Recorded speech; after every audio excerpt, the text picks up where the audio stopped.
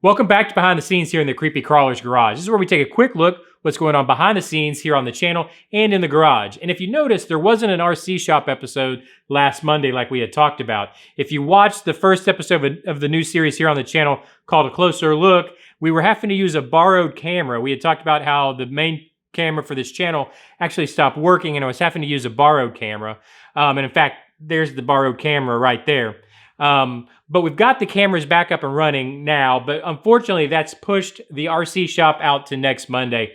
I'm not able to record here in the garage. I can't do much work here in the garage because I need to record it for the episodes, and if I don't have a working camera, I just can't do the work. So we had to push it a week out.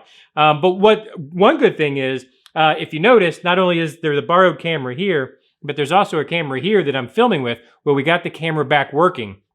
So now for this RC Shop episode coming up this Monday, I'm actually going to have a 2-camera setup to film this episode with. So in the end, kind of turned out good.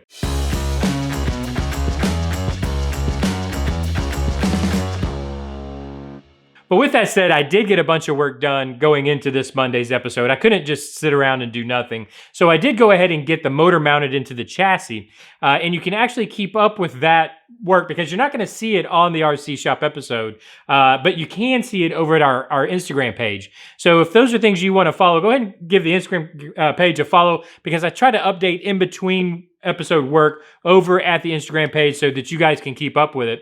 But we did get the motor installed, which took a little bit of work. We had to trim some of the casing away from the motor to get it to mount to the bracket in the chassis. A little bit of the backside of the motor was in the way, but once we trimmed that, it actually slid right into the bracket. And then we also had to widen the shock towers. We had to make the shock towers actually, to be exact, 6 millimeters on each side wider.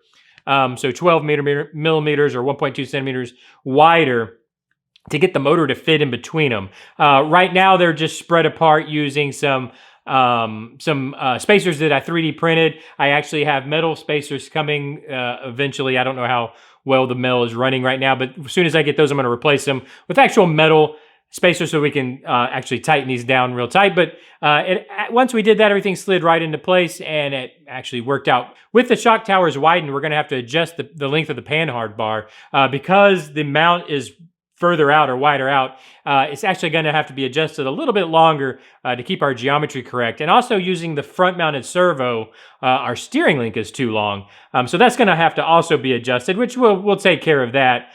For now, it's working and I can get it measured up for the correct geometry and get some links ordered in and make sure that's correct.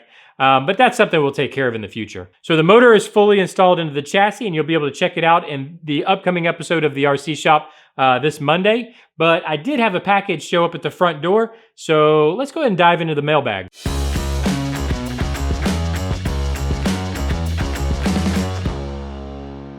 I had a package at the front door a couple days ago, and it was from the guys over at Highway 1 RC out in California. And they actually sent me what is a tent, like an outdoor tent, like a pop-up tent that you can put your RC cars underneath.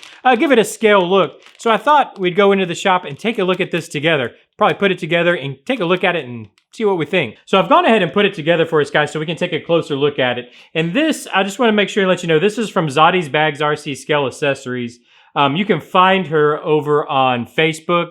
I think she started off by doing scale sleeping bags, and now she's also doing these tents, which are these are really cool. If you want that ultimate scale look out at, a jamboree or at your group run for your campsite or on your bench or wherever, this is really cool. And she put this together. Actually, the Highway 1 guys had this put together for me, and you can see it's got the TandemCTelevision logo on one side with mine and Frank's face, which is kind of funny, and then the other side is the Creepy Crawler's Garage logo, which is it's just really cool. So I tell you what, anytime I'm going to be doing any shows, which I have some shows.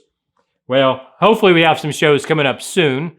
Hopefully we'll be able to get back out and do some of these things. I will definitely be using this tent in the future at those shows. In fact, I might have a couple more made, to be honest with you.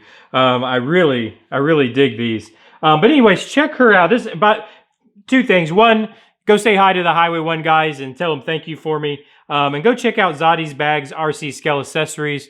This is really cool. It's definitely worth checking out. But for now, I've got to get back to work. I've got a lot to get done before this Monday's episode. So thanks for joining me, guys. Hit the subscribe if you want to keep up with the Gremlin build, or what we're calling the Grinch build.